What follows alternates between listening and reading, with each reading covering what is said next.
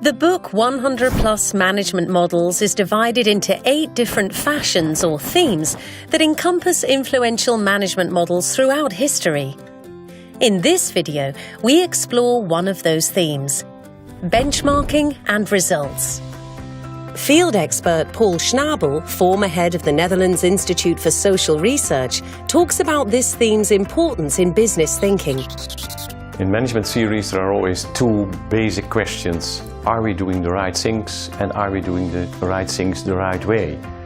But the problem is, how do you know what is right in doing things and in discussing what kind of criteria you should use? You need criteria, you need a benchmark, you need a place to assess what the difference is between you and the other partners or your competitors in the different fields.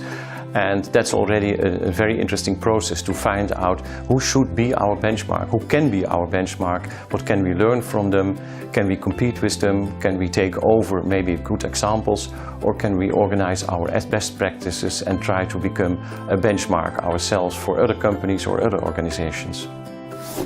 Structural measurement of management performance began with Frederick Taylor's scientific approach to management. In particular, his time and motion studies in the 1910s and 20s. It was desirable to make X number of motions in the shortest interval of time, and this was true enough at the time to nearly double productivity. Machines were expensive.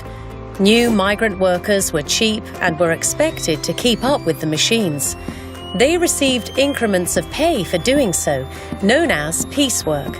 However, the next decade saw mass unionization and a wave of strikes. Machine-timed work fell out of favor. In the 1950s, Peter Drucker introduced management by objectives, where supervisor and employee set joint goals. Learning to set realistic objectives that both supervisor and employee wanted to achieve was part of the exercise. If the employee reached this target, what could be reasonably expected? These discussions were and are of value in themselves. So benchmarking and results sound straightforward enough, but aren't quite that. For who determines what to measure and what to compare the results to? One reason profitability is so important to business is that it's a measurement at regular intervals. But what does profitability mean in itself? What is its use to an organization? As Albert Einstein famously said, not everything that can be counted counts, and not everything that counts can be counted.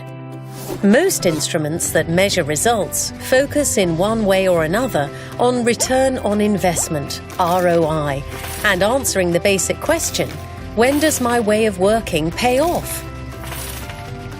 New methods like Jeremiah Owyang's social media ROI pyramid attempts to measure results in a dynamic and challenging new area of organizations, namely online and social media.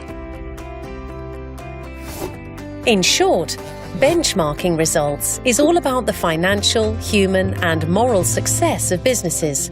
Finding a balance between pursuing these different areas of results is essential to the further development of healthy businesses, growing people, and nurturing our planet.